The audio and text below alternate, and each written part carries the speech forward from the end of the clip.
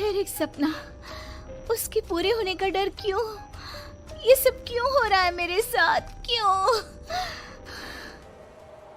प्रीति और उसके सपने, अनकहे अनजाने, कुछ राज समेटे हुए। ये कहानी शुरू होती है बंगाल के एक छोटे से शहर वीरानगंज से, जहां प्रीति अपने परिवार के साथ रहती थी। उसे बचपन से ही अजीबोगरीब एहसास हुआ करते थे, जिसके होने की वजह से वो आज तक अनजान थी। क्या हुआ बेटा, तू चीखी क्यों? बड़ी माँ, सपने में एक काले कपड़े पहना आदमी हाथ में खंजर लिए मेरे पीछे भाग रहा था। मैं चीखती हुई भाग रही थी और तभी मेरी नींद टूट गई। वो काले कपड़े वाला आदमी कौन होगा बड़ी माँ? ये सब कुछ नहीं होता बेटा, बस एक सपना था। वो इंसान है हम, तो सपने तो आएंगे ही ना। इन चीजों में दिमाग मत लगाया कर, सो जा। रूपा प्रीति को सांत्वना देकर कमरे से बाहर तो आ जाती है, पर उसका मन भी डर से भर जाता है। इतिहास अपने आप को दोहरा रहा है। हे देवी माँ, मेरी बच्ची की रक्षा करना। अगली सुबह प्रीति रोज की तरह कॉलेज के लिए निकलती है।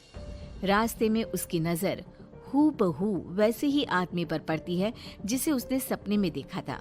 उसका चेहरा बिल्कुल काला और आंखें लाल थी। वो अपनी आंखें बड़ी बड़ी कर प्रीति को देखता है। बड़ी माँ मानती ही नहीं है। लो, वही आदमी दिख गया। अब मैं क्या करूं?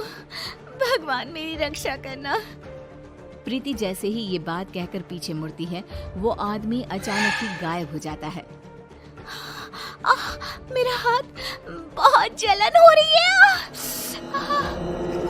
प्रीति क्या देखती है कि उसके हाथ में हर तरफ नोचने के निशान थे। ये अचानक मेरे हाथों पर खरोच के निशान कैसे आ रहे हैं?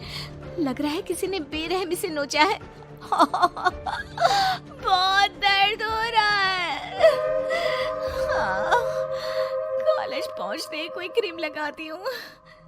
प्रीति जैसे ही कॉलेज पहुंचती है, उसकी शरीर के निशान देखकर उसके फ्रेंड्स चौंक जाते हैं। प्रिया कहती है, ये ऐसे खरोच के निशान, लग रहा है किसी जानवर ने नोचा हो। ये कैसे हुआ प्रीति? पता नहीं यार, अचानक ही। ऐसी खरोंचें तो अक्सर किसी बुरे सांप के छूने से आ जाती हैं प्रीति। क्या यार, तू भी इसे डरा रहा है? अरे लग गई होगी कोई चोट। कोई चोट नहीं लगी मुझे। शिवम सही कह रहा है। मुझे रास्ते में एक अनजान शख्स दिखाई दिया और उसे मैंने सपने में भी देखा था। फिर अचानक ही वो कहीं गायब हो गया और मेरे शरीर पर ऐसे निशान आ गए। तुम्हारी बुआ के साथ भी कुछ ऐसा ही हुआ था ना? हाँ, पर मैं नहीं जानती ठीक ठीक कि क्या हुआ था।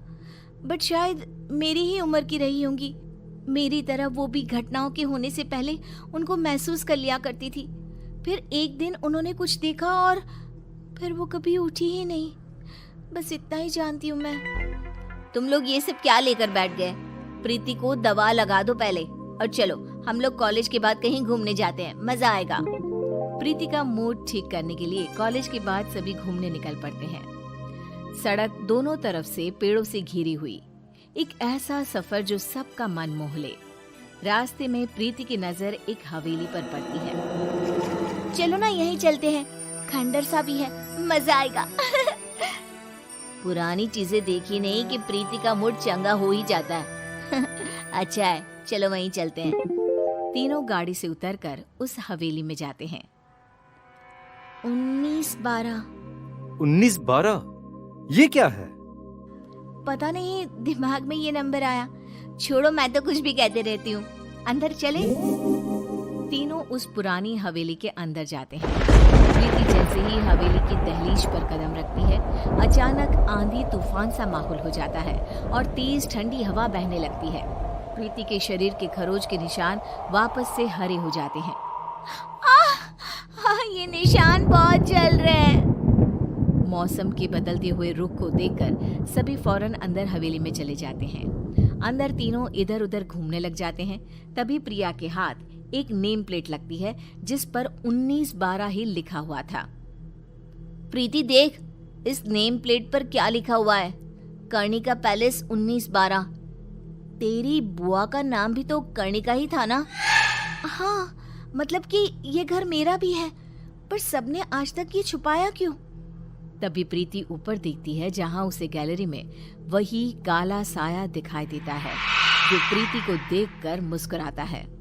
देखो फ्रेंड्स, वही काला साया है ऊपर। सभी ऊपर देखते हैं पर ऊपर कोई नहीं होता। कहाँ गया? अभी तो यही था। मुझे कुछ एहसास हो रहा है फ्रेंड्स, लगता है मानो इसी हवेली में मैं रही हूँ, पहले, बहुत पहले।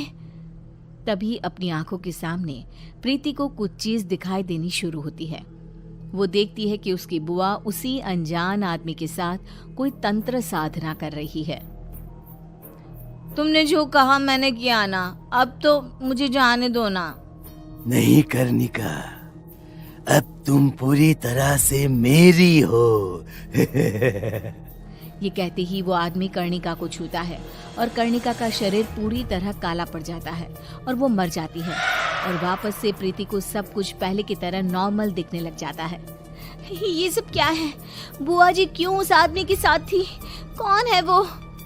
तभी शिवम और प्रिया के सामने भी वो अनजान आदमी आ जाता है।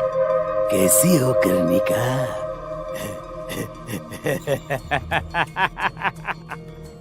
प्रीति के रूप में फिर से पैदा हुई तुम, पर देखो देखो किस्मत वापस मेरे ही पास आ गई ना।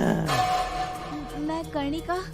तुम्हारी बुआ कर्णिका, उसे काले जादू से ताकतें हासिल करनी थी और उसी काले जादू ने मुझे जन्म दिया। उसकी ताकत की लालच उसे ही खा गई और वो दोबारा तुम्हारे रूप में पैदा हुई। इसलिए तुम में बहुत सी शक्तियां हैं, पर अब तुम्हारे जाने का समय हो गया है प्रीति। वो कर्णिका थी, मैं प्रीति हूँ। मुझे किसी भी ताकत की कोई लालच नहीं है। यू कांट डिस्ट्रॉय मी। वो काला साया प्रीति के पीछे भागता है, बिल्कुल उसी तरह जैसा उसने सपने में देखा था। प्रीति भागती हुई ऊपर कमरे में खुद को बंद कर लेती है। आज मेरा सपना ही मुझे बचाएगा।